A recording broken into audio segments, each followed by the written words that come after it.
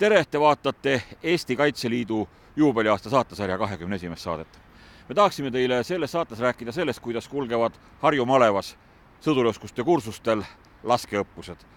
Me oleme harjukatega käinud mitmetel õppustel juba ka varem ja nüüd on siis vastsed kaitseliitlased jõudnud selleni, et nad läksid esimest korda lasketreeningule. Ja ühtlasi ka räägime tänases saates sellest, mis toimus Jõgeva malevas, kus kaitseliitlased organiseerisid rahvamatka nimega Kuperjanovi retk. Seal kohtusime aga väga paljude erinevate elualade vabatahtlikega ja need vabatahtlikud kõik aitavad organiseerida Eesti elu paremaks. Oleme juba peaaegu terve aasta jooksul jälginud kaitseliitlaste väljaõpet sõdurioskuste kursustel ning seda kõige sagedamini just Harju maleva näitel. Seda korda läheme vaatama, kuidas kursusi läbivad kaitseliitlased lähevad esimest korda Kaitseliidu männiku lasketiiru pärisrelvadest laskma. Esimesel korral antakse neile silma ja käe treenimiseks kätte väikse kaliibrilised sportrelvad. Esimeste Kaitseliidu laskurimärkideni on vastsetel kaitseliitlastel veel aega, aga männiku lasketiiru auhindade pikas vitriinis on nende näidised ahvatluseks välja pandud. Kaitseliiv puudub. Relv ise suhteliselt raske ja robustne. Raud, paksendatud raud on selle täpsuse pärast tal just. Ja siis päästik on ta väga tundlik, sisuliselt isegi puutetundlik. See tähendab, kui näpp läheb pihta, käib pauk juba. Teil ei ole mingit eelpäästmist ega mitte midagi. Näeb siis välja selliselt. Märklehed pannakse ülesse.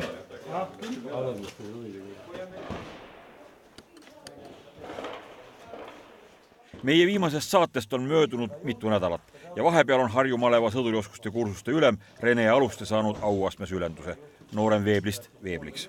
Rene Aluste ütleb, et täna juhib ta mõnevõrra spetsiifilist laskeõppust.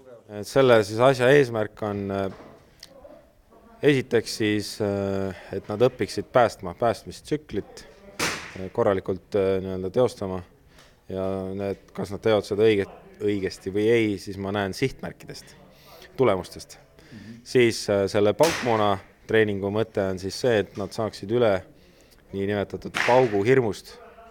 Et tihti on siis see, et kui minna lasketiiru laskma koha teramoonaga, siis nad ehmuvad ja see teiste kõrval paugutamine samamoodi hakkab neile mõjuma ja nad tõmbavad siis tahes-tahtmata need lasud ära kõrvale. Et siis seda natuke sellest üle saada, peame siis tegema paukmoonaga need samu trille, mis me oleme siiamaani teinud. Sportrelvaga laskuid nii, et need ka siis harjuksid ära sellega, et selline see elu seal lasketiirus ongi, et kogu aeg keegi kuskil paugutab, aga sina pead keskenduma oma sihtmärgile, oma asjadele, enda päästmisele. Aga praegu siiamaani üllatavalt hästi. Tabamused on kõik enam-vähem keskel. Mis järgmine õppus on? Teil on kuu aja pärast on jälle uuesti 3 päevaks koos. Mis siis tuleb? Kuna me täna peale seda siin teeme, kõik sooritavad siis test 1 ja nad on valmis siis laskmisteks, siis aprillis alustamegi laskmistega siis. Niisiis sportrelvadega lasketreeningu kõrval tehakse pauku ka lahingrelvadest. Seekord aga veel paukmoonaga. Relvatõrgete imiteerimiseks on hõbedast värvi treeningmoon. Need pole päris, vaid õppepadrunid, et treenida päris moonaga ümberkäimist, salvede laadimist ja nagu mainitud ka relvatõrgete kõrvaldamist. Anname ka maksumaksjale aru, et kui palju siis selliste õppuste ajal laskemoona on planeeritud kulutada. Paukmoona on siis planeeritud täna meil nii, et iga inimene saab lasta kusagil 100 lasku umbes ja sportmoonaga siis on planeeritud 25 lasku näkku. Tellisime kusagil oli 1400 kanti ja paukmoona oli siis üle 2000 millegagi. Et aga kõik kindlasti täna ära ei lase, aeg surub ka peale.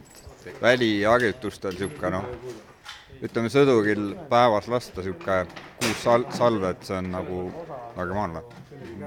Ja kui nüüd nad lähevad kuu aja pärast päris laskmistele teravamoonaga, siis on juba kogu sellist palju suuremad või? See sõltub nüüd ka täpselt. Vastavalt igale laskeharjutusele on siis ette nagu määratud ka nagu kogus. Et see sõltubki, et on osa harjutusi, kus on rohkem laske ja osa, kus siis on nagu vähem. Et see on nagu kõik täpselt nagu paika. kaitseliitlased on tublid, ma vaatasin, lasketulemused olid väga head, et see tähendab seda, et tulevikus nende peale nagu ütleme, riik väga palju moona enam ei raiska või kuidas? Jaa, et võrreldes siin nüüd eelmise etapiga, et olen ise nagu ka vaadanud ja inimesed lähevad iga tunniga järjest paremaks, et mina jään küll rahule. Väikse kaliibrilistest sportpüssidest lasevad kaitseliitlased 4 seeriat. 3 korda 5 proovilasku ja siis 10 lasku arvestuseks. Lasketulemused on algajate kohta üllatavalt head, aga laskurid ise on oma tulemustega harva rahul. Mul on lõhtus, vaata, jälle vasakule äärde, nii nagu oli esimene. Mul on ka, lasketihedus on okei, kõik jääb 2 sendi sisse, aga märgist mööda midagi pärast seega. Eelmine oli vähe parem tundus. Kaitseliidu Harju Maleva laskeinstruktor Ivo Ots ütles, et relvaga harjumine võtab igal sõduril ja kaitseliitlasel aega ja õppuste algetapil polegi kõige tähtsam kohe väga häid lasketulemusi näidata. Kuigi ka see on ju oluline, aga veel tähtsam on omandada eksimatu ohutustehnika nõuete täitmine. Eks see tänane trilli mõte oligi see, et harjuda relvaga, relva ohutu käsitlemine, et eelnevalt just test 1 minekul oleks neil hea seda kõike tunnetada ka paukmoonaga läbi tehes. Ja see oligi see tänane päeva mõte. Muidugi need tagasilöögid ja kõik asjad, see ongi relvaga tutvumine. Ohutustehnika ka muidugi, jah. Et see on nagu relva juures kõige põhilisem või? Alati on ohutustehnika kõige tähtsam. Ehk neil ongi nüüd ees test 1 läbimine. Ehk see näitabki, kui hästi nad on õppinud relva käsitlema just ohutustehnika alal.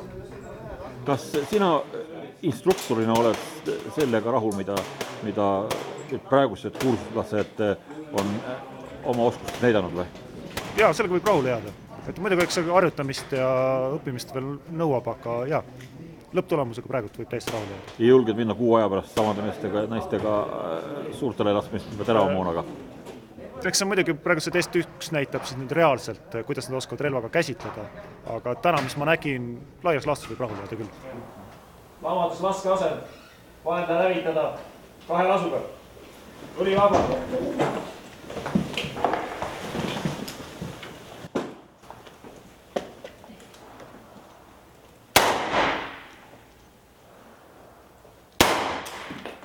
Sõdurioskuste kursuste ülem Veebel Rene Aluste saab laskuritelt märklehed arvestuseks.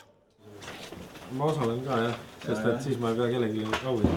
On see on hea. See punasega läheb. Ei taha osaleda seal.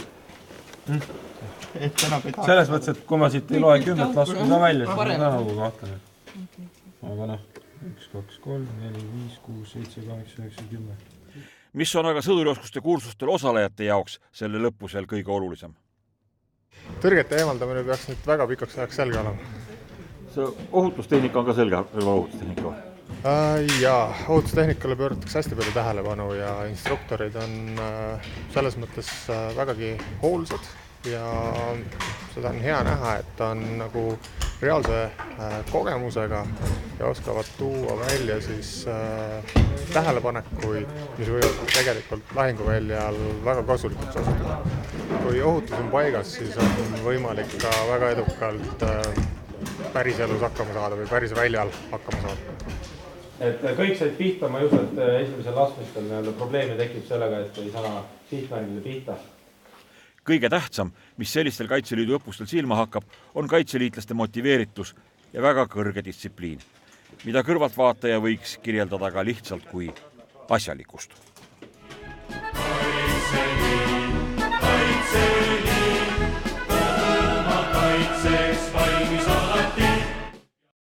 Jätkame Kaitseliidu korraldatavate rahvaspordiürituste tutvustamist.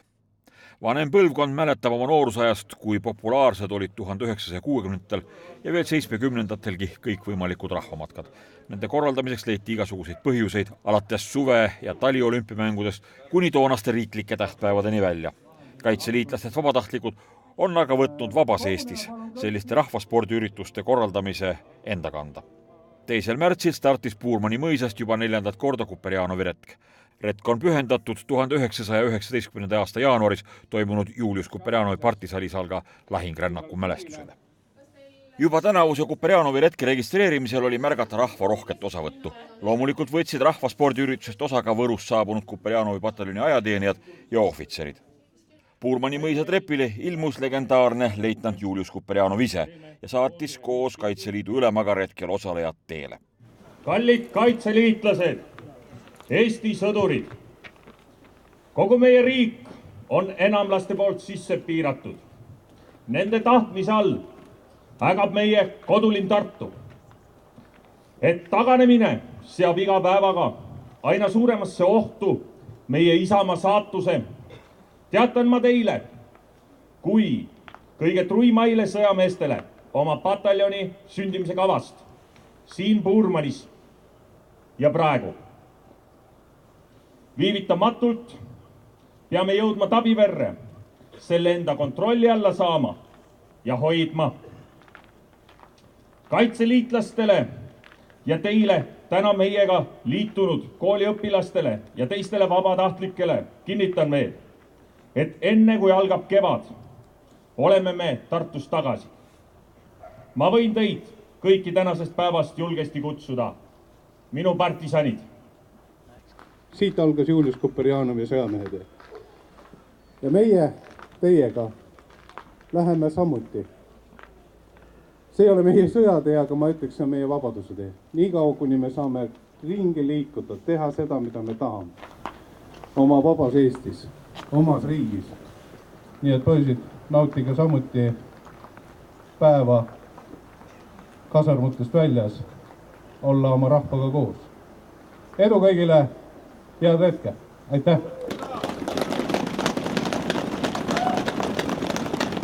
3, 2, 1.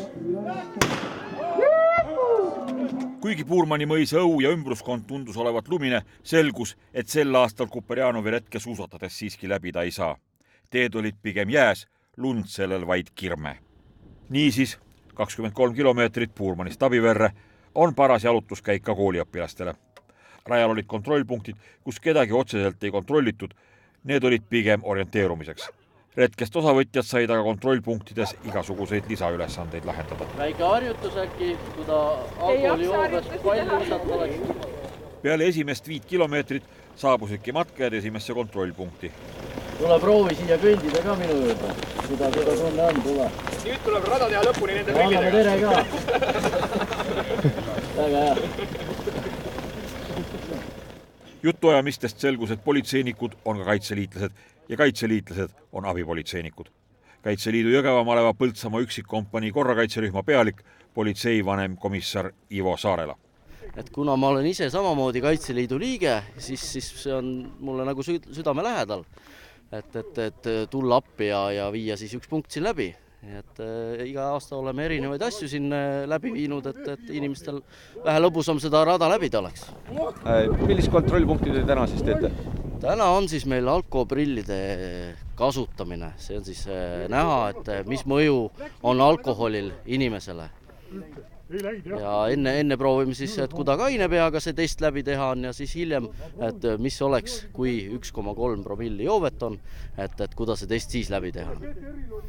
Et hetkel tundub, et on kõrvalvaatajal veidi naljakas, aga reaalses elus, kui siuke inimene kuskil meil tänavapildis on või autoroolis, siis on ta tegelikult suhteliselt abitu. Te käite politsei oma politseireididel ja Kaitseliidu õppused on meil peale selle. Et kas tähendab seda, et teinekord tuleb selleks, et Kaitseliidu üritustel osaleda või Kaitseliidu õppustel osaleda, tuleb siis politseitööst matti võtta või ei tehta mingeid järeleandmisi? Ei, järeleandmisi me ikka ei tee ja pigem pingeline on ta küll, aga Kaitseliit annab mul hoopis selle pingelanguse, et ma käin metsas või kus iganes ja ma saan just pinget maandada sellega ja see pigem on kasulik minu töös kindlasti. Samast kontrollpunktist matkab läbi ka üks Kuperjanovi retke alaline osavõtja Jõgeva abivallavanem Viktor Sviatyshev. Ta on ka Kuperjanovi retke üks algatajatest ning korraldustoimkonna liige, kaitseliitlane ja Jõgeva maleva pealiku abi. Tegelikult üks selline mõte, et teha üks Kaitseliidu matk, käis ju Jõgeva malevas ringles juba pikalt ja vaatasime ikka, kuida mujal kordatakse küll pitka retke ja mida iganes kõik, et mõtlesime, et endale ka midagi teha.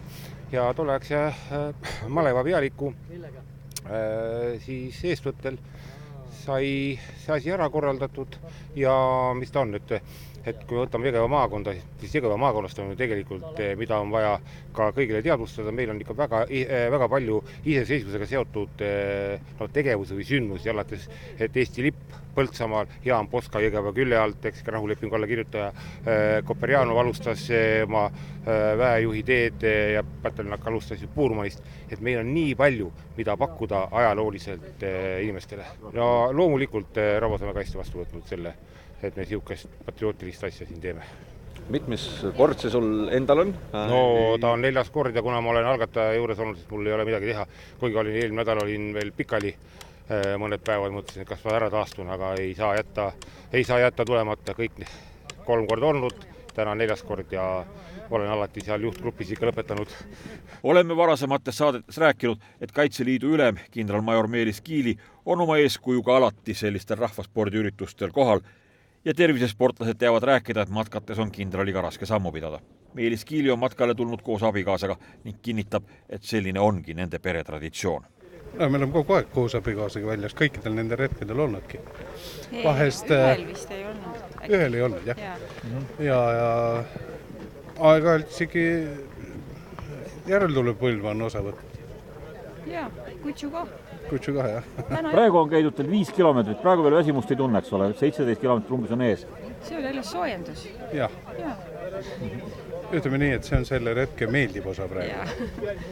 Lõpukilomeetrid lähevad kuidagi pikemaks kui alguse kilomeetrid. See on tavaline.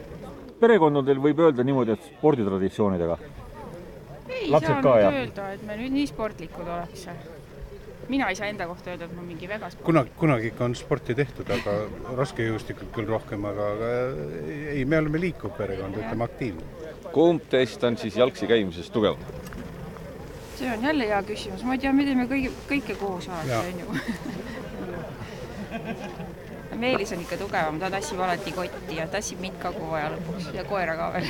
No tugevus on selline suhteline mõiste. Meil on meeskonna vaim on tugevus.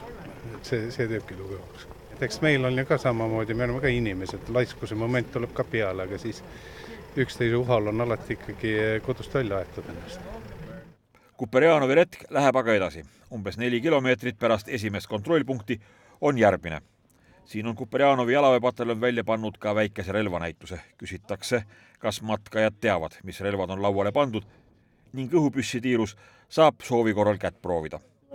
Kas tunnete ära, umbes sellistesse märklaudadesse tulistavad suurtel võistlustel ka laskesuusatajad? See riistel lõpus mitte, ongi ees juba. Ja läks maha! Väga hea töö! Nii, nüüd saab kumbida. 3. kontrollpunkt võib kiiresti mööda teed sammuvatele matkajatele jääda esmapilgul isegi märkamatuks, kui sõjamehed ei näitaks kitsast rada metsa. Sinna on nad vahva takistusriba rajanud. Olete jõudnud kontrollpunkt number 3 autasustamisele. Autasustame teid VD ja pataljoni poolt väikse meenega. Valikus on helkur, käepael, pastapliiats, valik on teie. Pastapliiats on hea valik, ei vea alt. Kuperjanovi retke üks peakorraldajaid on Kaitseliidu Jõgeva maleva pealik kolonelleitnant Tarmo Laaniste. Kas iga aasta käiakse sama marsruuti või on iga aasta erinev või see tähendab, rada on nagu erinev või? Põhimarsruut ja kontrollpunktid on reeglina enam-vähem samad. Et olenevalt ilmast natukene võib kontrollpunktide asetus olla kohendatud, kui on rada näiteks liiga mudane või plussis liiga porine. Aga üldjoontes on start ja finiš on samad ja raja põhitrass on samamoodi sama. Ja kontrollpunkte on 5 tükki. Lisaks Kaitseliidu Jõgeva malevale on meie head koostööpartnerid nii Lõunapolitsei prefektuurist, Kuperjanovi pataljonist, Purases Ristist kui ka Keskkonnaametist. Et 5 kontrollpunkti on rajal ja ega siia rohkem tegelikult ei mahuks ka. See ongi ju tegelikult selline rahvamatk, rahvaspordi üritus, kus saab kulgeda omas tempos, nautida meeldivat seltskonda ja viita üks päev värskes õhus tervisesporti tehes. Ja ta ongi mugandatud selle jaoks, et sellest saaksid kõik vanusegrupid osa võtta, nii noored kui vanad, mehed kui naised, olenevate füüsilisest ettevalmistusest. Ja kontrollpunktid ei ole mitte kohustuslikult läbida. Seal saab nautida kuuma teed, saab oma oskusi teadmisi proovile panna, laskmistäpsust katsetada ja lihtsalt natukene silmaringi laiendada, et see on puhkepausideks ja selliseks meelelahutuseks mõeldud. Ja ainulaadseks teeb see retke see, et kõik finišeerijad saavad sellise omanäolise Kuperjanovi retke medali. 4. kontrollpunkt. Matkajad on maha marssinud nüüdseks circa 15-16 kilomeetrit. Kontrollpunkti telgis õpetatakse inimese elustamist. See kaubanduskeskuses hirmus kõva lärm on, müra on, et kuidas seda hingamist, kus sa kuuled? Mõtle natukene, nõuguliselt. Katsun. Hakkame seda saasi kiiresti tegema.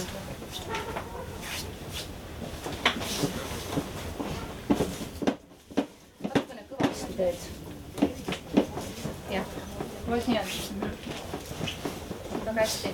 Ja sa teed seda täiesti oma keha raskusega, et sa oled nagu täiesti kehaga peal. Ja sa teed seda nii kaua, kui tuleb kiirabi. Kui sa enam ei jõua, sa hõikad kedagi appi, palun, tulge, tehke keegi aidake ka, sina puhkad nii kaua. Ja sa teed seda nii kaua, jah, kui keegi seda üle võtab. Ja selline järjepidev. Väga hästi, väga tublisti. Triin Kaarepere, kes kunstliku hingamise tegemist õpetab, on Punase Risti vabatahtlik, elukutselt aga finantstöötaja.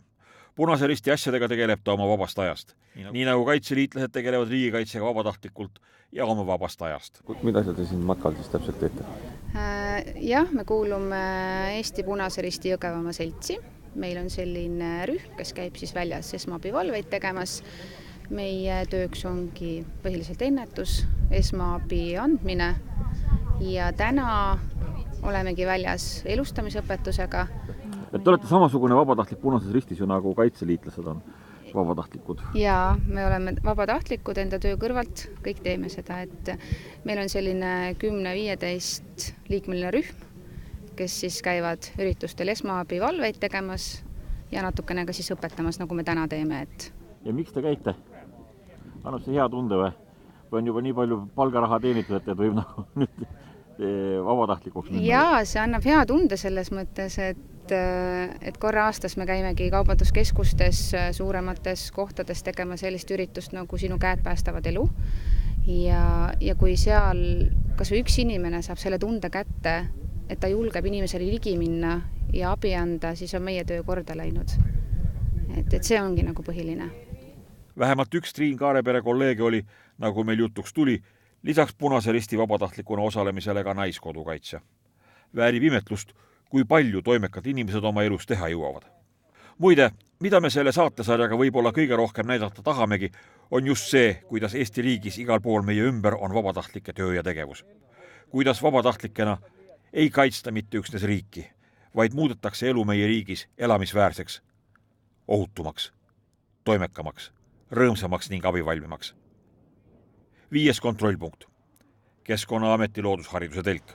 See on öösorri hääl, ehk siis selle aasta lind. Öösorr.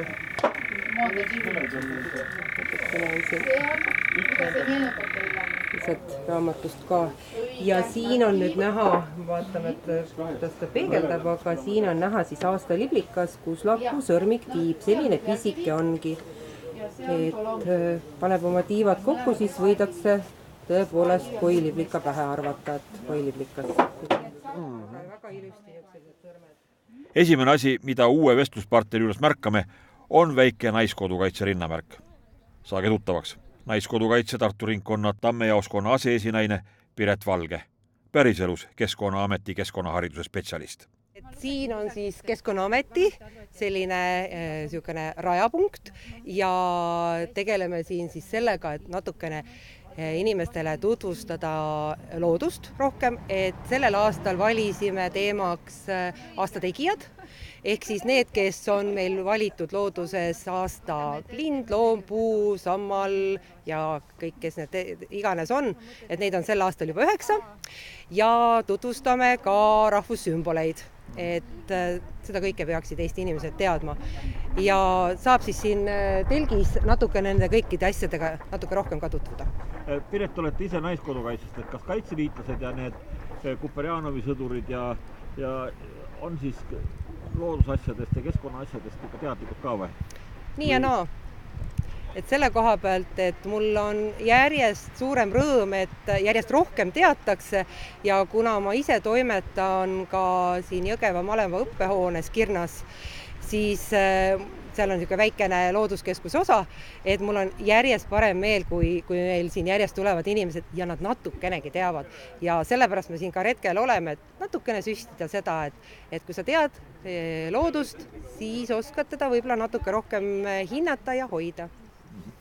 Ja näiteks, mille üle mul on veel hea meel, on see, et juba järjest rohkem neid retkelisi tulevad oma topsidega siia, ei kasutata enam ühekordseid topse nii palju.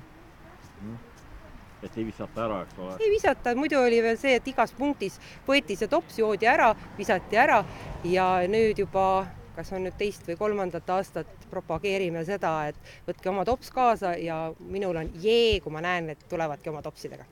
Peale viimast 5. kontrollpunkti on kiire paarikilomeetrine lõpuspurt. Julius Kuperjanov koos naiskodukaitsjatega jagas Tabiveres medaleid.